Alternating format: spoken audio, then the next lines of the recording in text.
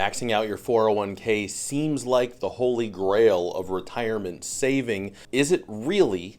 It's a question I get asked all the time from clients. Should I max out my 401k? I'm going to break it all down for you today. So it all comes down to two questions. One, how much money do you make? What tax bracket are you in? And then the second question, do they offer a Roth option inside your 401k or 403b plan? We're going to talk about the details before I dive into that. Maxing out your 401k, what does that actually mean? In this year, in 2023, while I'm recording the video, that's $22,500. If you're under the age of 50, that's the most that you can put in, plus whatever the company would put in, but $22,500 from you, $7,500 additional catch-up contribution. That's catch-up as in I'm going to run fast and catch up, not catch-up as in like I put the ketchup on my hamburger. $7,500 catch-up contribution in addition to the $22,500 means if you're 50 or older, you can put in $30,000 a year. So regardless of everything else I'm about to tell you, make sure at a minimum that you're taking advantage of any match that your employer gives you. So if they match you dollar for dollar up to 6%, that'd be a really good match, by the way, in today's environment. But if they do that, if they give you dollar for dollar up to 6% of your pay, make sure, regardless of the other stuff that we're about to talk about, that you put in 6% of your pay, because you're effectively doubling your money. Every time you put in $1, they're going to put in a free dollar for you, up to a total of 6% of your compensation. Even if it's a lower match, make sure you're taking advantage of whatever the company will give you for free, because it's quite literally free money.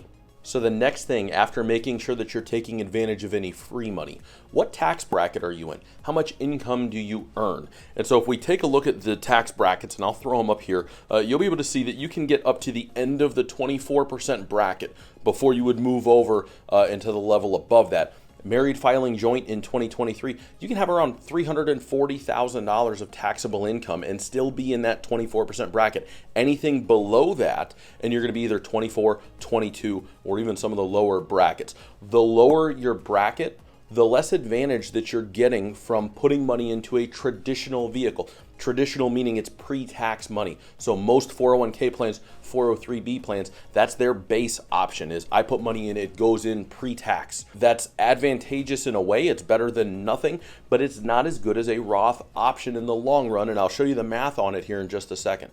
Hey, if you're watching the video, you're probably asking yourself retirement type of questions, and if you're looking for a little help with that sort of thing, click the link in the description. I'll put it down below. I'm a financial advisor who works with folks who are planning retirement. I talk to a few people every month from the YouTube channel. They watch the videos and they go, I need some help with this.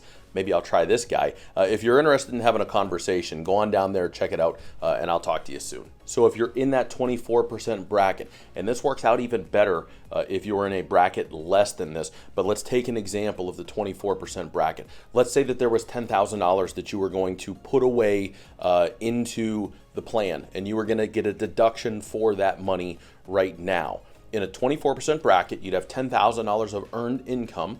You essentially avoided legally, but you avoided paying 24% of that money in income tax had it been taxed. 24% of $10,000 is $2,400. That's the tax advantage that you gained.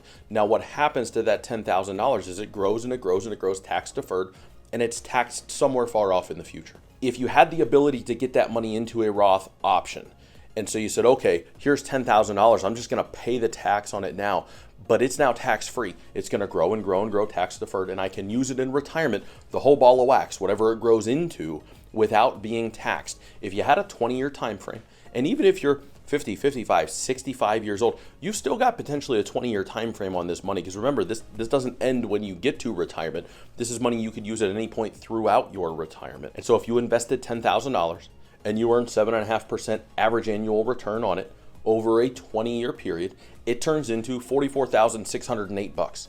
Now, if you did it on the Roth side, where that was all your money, you've now got $44,608. If you did it on the traditional side, you've got to pay tax on the entire $44,608 as you would draw it out. So if you took it all out at once, you'd pay it all at once. If you took it over a number of years, you take it over a number of years.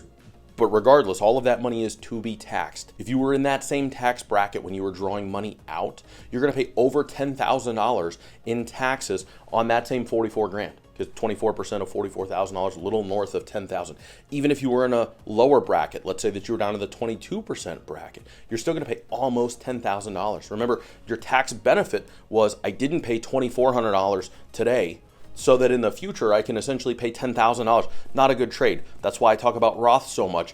But I want to outline that for you when we're talking about maxing out the 401k, because here's what I'm going to tell you. Make contributions up to the match. Make sure you get all of the free money that the employer is going to give you. Beyond that, if you're in one of those lower tax brackets, 24% or lower for sure, the math still works out favorably with a long investment time frame above that. But as we just looked at, 24% tax bracket, it makes a whole lot of sense. Go put the money in your Roth IRA beyond that. Now, there's IRA contribution limits. So depending on what you want to put in, you can't get as much money into a Roth IRA as you can a 401k or a 403b. So follow me on the path here. We're going to start out with 401k contributions up to the match. Then you're going to start funding the Roth IRA until the Roth IRA is maxed out. Now, if you're able to make a Roth IRA contribution, maxed out is $6,500 or $7,500, depending on if you're over or under the age of 50. If you're over 50, $7,500. That's your max. If you still got the ability to put away more money beyond that, one, good job out of you. Two, now you can go back to the 401k and put in additional. But don't avoid the Roth IRA, max out the 401k with all pre-tax money, and then go, well, all this money's to be taxed. I didn't take any advantage of a Roth IRA, and I'm just building myself a bigger tax bill for retirement. If you can put it away into the Roth, first take advantage of the free money. Second, go fund up the Roth. Once the Roth is fully funded, now come back to the plan and whatever else you can get put in, because it's better to put it in pre-tax than not put it in at all. But ideally, you should be funding the Roth somewhere in between there once you get past the free money from your employer. Now, I told you it depended on two questions, and the second question was, does the plan offer a Roth option? It's becoming more and more popular that 401ks, 403bs will allow you to put in your money post-tax, so it becomes Roth money inside of the plan. Works just like a Roth IRA would. Goes in after tax, grows tax-deferred, tax-free in the future when you take it out. Now, company match is still typically going to go in pre-tax because the company's going to get a deduction to do that. So that is what it is. But the money that you're putting in, if your plan offers a Roth option, take advantage of that, because it's the same math that we just worked out about pre-tax and post-tax and what money does over a long period of time. You're growing that tax bill if it's money that's to be taxed. Every time you make a dollar, a portion of that dollar goes to your least favorite uncle. If it's Roth money and it's just there, it's your money. Every time you earn a dollar, it's your dollar. You don't have to share it with anybody else. So if the plan offers a Roth, max out the retirement plan. If you can do it, use the Roth option if you're 24% or lower, and don't even think twice about it. That's just good business, and you'll thank yourself for doing that in the future. So the short answer to should I max out the 401k, I guess, is yes. That would make a really short video. I would say yes, but don't forget about the Roth, whether it's in a Roth IRA or a Roth option in the plan.